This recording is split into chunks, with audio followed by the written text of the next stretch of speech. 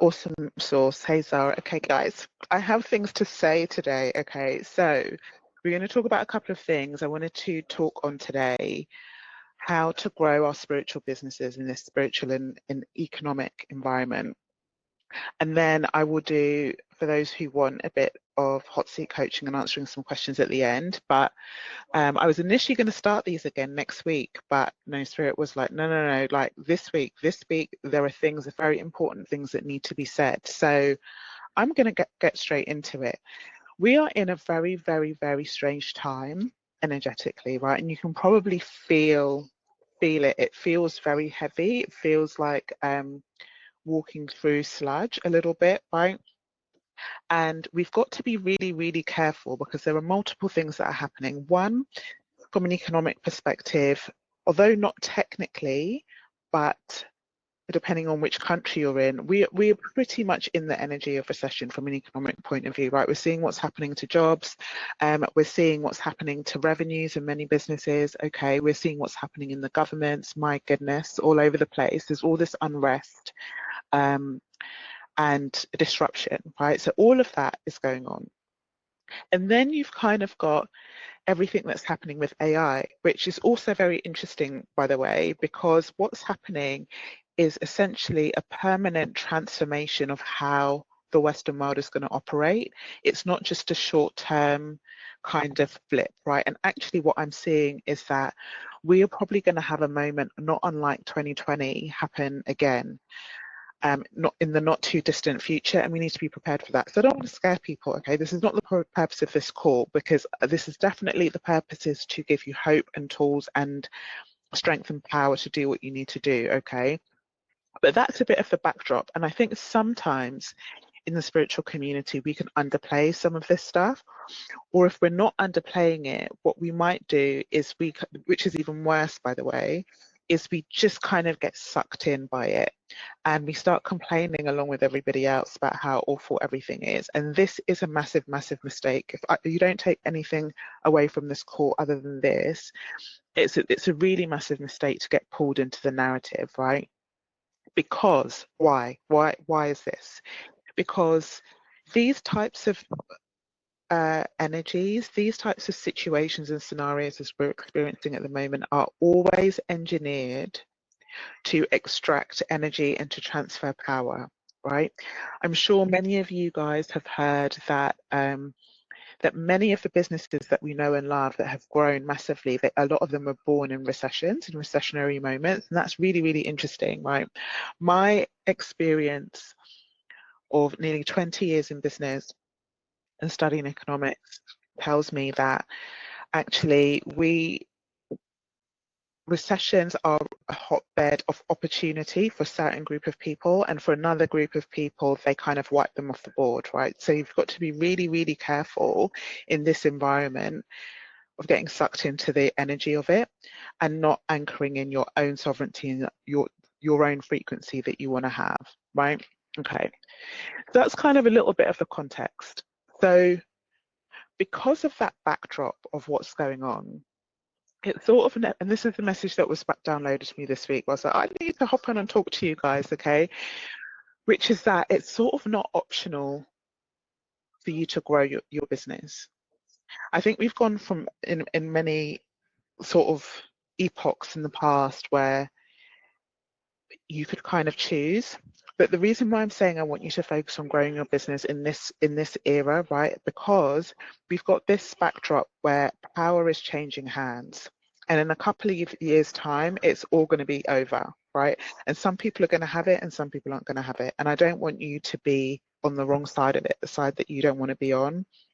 So that doesn't mean you need to create something that you don't like. It absolutely doesn't mean that you need to be out of alignment, but you do need to be intentional about growing, right? Because it's a very difficult environment to be stationary in. So if you're not growing, you're probably shrinking, and you absolutely don't want to be shrinking and ending up with less when all of this is said and done, right? Anything else that I want to say about the context and the energy? Let me have a quick look. I think that's it.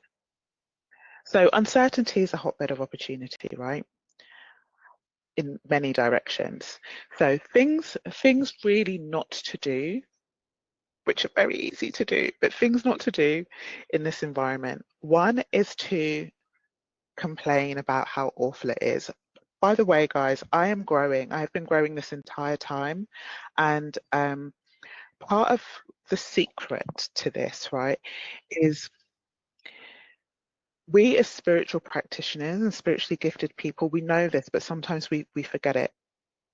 A big part of our job here and why so many of us have been called into this work is because we hold the frequency of this realm, right?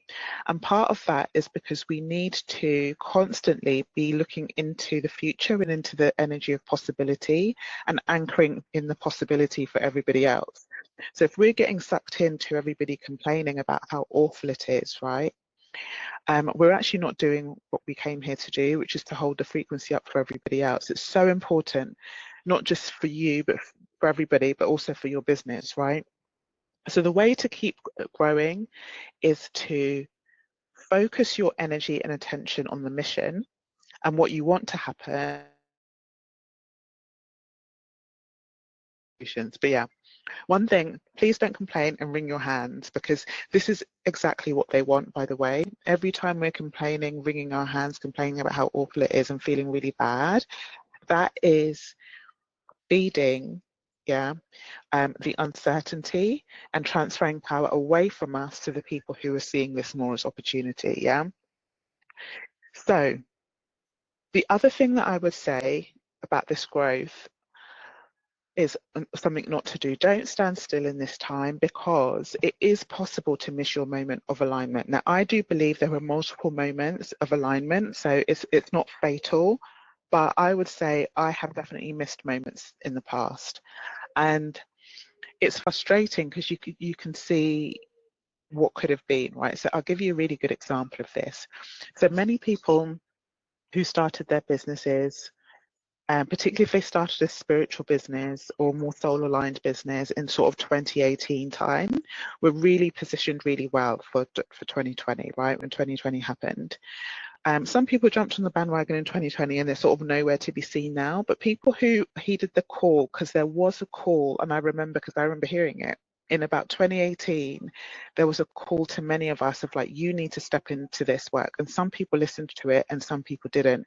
And I think we're basically coming around a similar time like that again. So yeah, it can come back. But we've wasted all of that time and all of that opportunity and all of that wealth you could have been building and all of the people that you could have been impacting if you didn't hop on that particular moment of divine timing. So those are things not to do. Don't complain. There you go. Yeah, that's when you committed. Yeah, I think that's very similar for a lot of people. And don't miss your moment of alignment. Okay. So things that we should do then. So number one is check internally with yourself that you are aligned with destiny. This is so important. I think it's really easy, even if we already have a spiritual business, to be honest, or a soul-led business, we're working for ourselves. It's very easy to be on autopilot and not realize if the energy is moved, if our heart isn't quite there.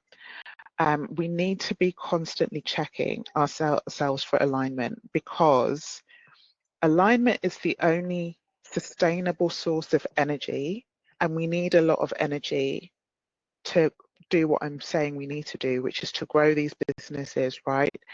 And hold the frequency when all of the energy is like sludge. So you're not going to be able to do this with hustle and just pure willpower. It's alignment that's going to give that to you, alignment to your most authentic self, right? So very important, check you are in alignment. Number two, which I've talked about, is hold the frequency and practice holding the frequency.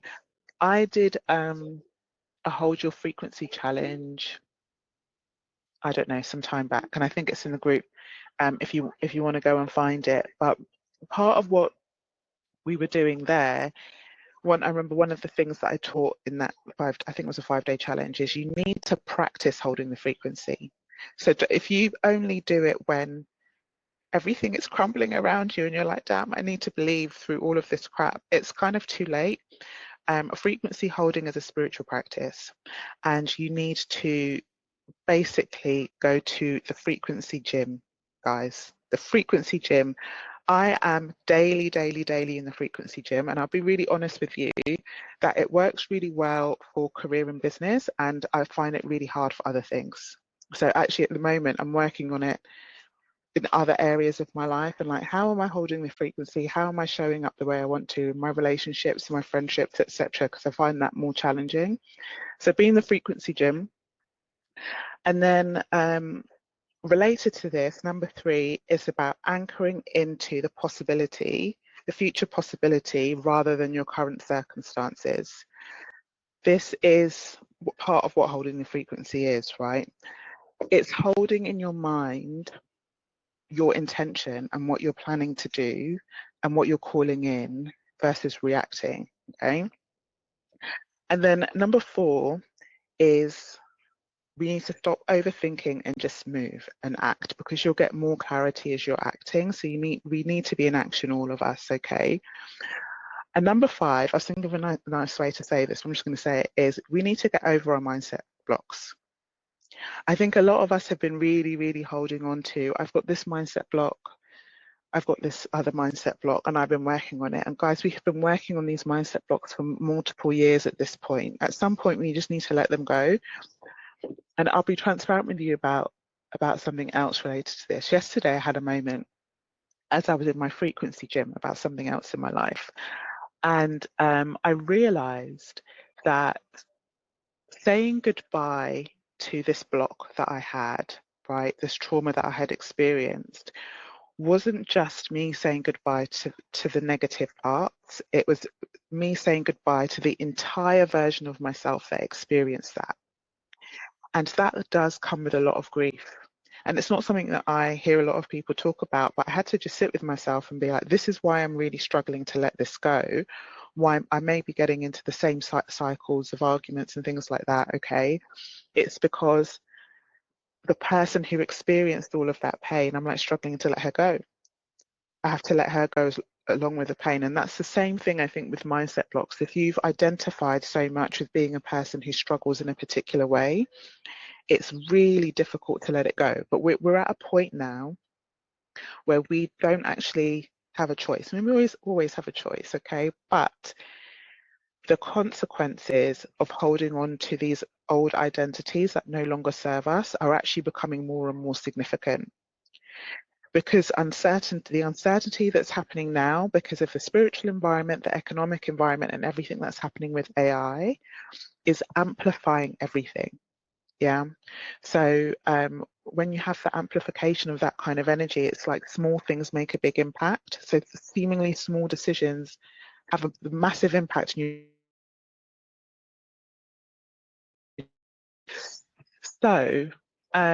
So here are some practical things, and those are kind of some energetic things to think about in terms of growth, and then we'll do some questions and stuff. So one is everyone needs to have a sustainable sales strategy. Okay, so it's very easy sometimes when you hear a message like this to kind of go into panic mode and be like, oh, am I not doing all of the things? Okay, and then be like, I need to be out there and I need to do everything. That is also the opposite of what we want to be doing, because what we are trying to do here is grow very sustainably, very predictably, and without kind of any emotional attachment to it, right?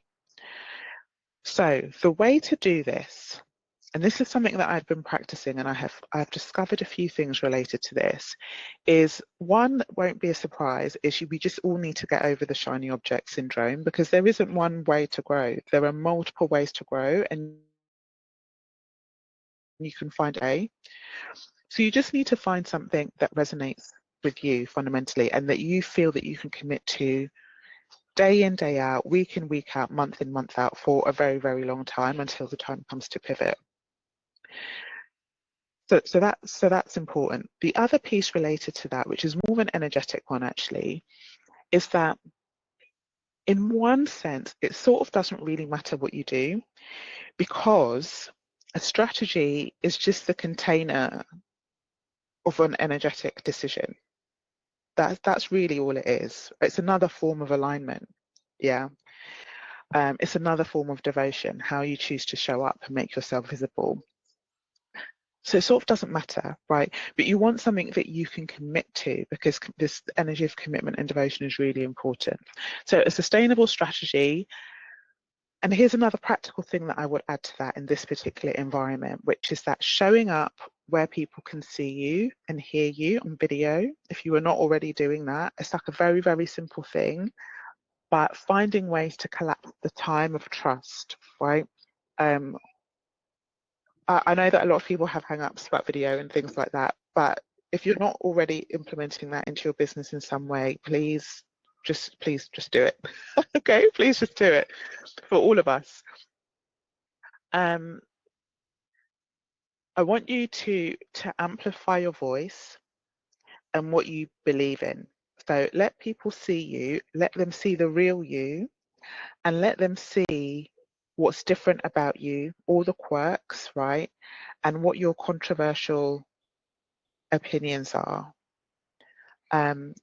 Just allow yourself to be seen, because what I'm seeing is part of what's happening in the energy, and there's many, many things, is that we're sort of moving away from this kind of standard in the box type of, I would say maybe the Walmart, yeah, of energy, to kind of more boutique, bespoke stores. Okay, so being yourself fully is part of the alignment, right? This is the energy that's trying to come out. Actually, what's actually happening is a bifurcation of the energy. So you're going to actually have more Walmarts and things like that. I know you're using that as a metaphor, but you're also going to have more independent boutique type stores. So people need to see you and see all of your works, right? And if you are still in corporate, or you're still in something where doesn't completely align with where you want to go, we need to think about accelerating the timetable for that eventuality and making a plan for it, making an actual plan. This is something that's come up so many times with clients this week. Actually, it's like, okay, you are being asked to come up with a plan. This isn't about doing things as quickly as possible, by the way, because the time expands in accordance with the energy and the decision that you've made. But the time now is to make the decision and the plan, not at some point into the future, right? So, I think that's pretty much all of the things that I want to say. I will do a few more. I will talk about this in different ways over the next few weeks. Because the other thing that we are going to do in the group is I'm going to run a full, very long, probably a few hours Destiny Offer Masterclass. It's going to be completely free, and I'm going to go through everything from the beginning in terms of how you are identifying what your destiny is, where you should be focused right now, how are you building an offer off the back of that, and how you're creating a sustainable sales strategy for those of you who need that. Okay, so I'm just going to go through the entire thing. You're going to have absolutely the full blueprint, everything that I've used, which is going to be on the 29th of November, so we've still got a bit of time. But this week, it's really been impressed on me that in one sense we don't have a lot of time. Like, we just need to be in the place we said we were going to be. Okay, so I'll finish with this one point, which is we already have everything we need to do this, to do what we're planning to do. We already have it, and so we don't need to be afraid. We should be excited, right? But this is why it's really important to have the right environment and to surround yourself with the right sorts of people, because it's like going back to what I said at the beginning. If you're always listening to the news or to people who are complaining about how hard it is, it will rub off on you. It just will. And you'll wonder why you're feeling stuck, right? So my little trick for subconscious reprogramming, right? And I did train it with hypnosis and do all of the things, but I'll be honest with you, what I found works the best is just changing what you watch on YouTube.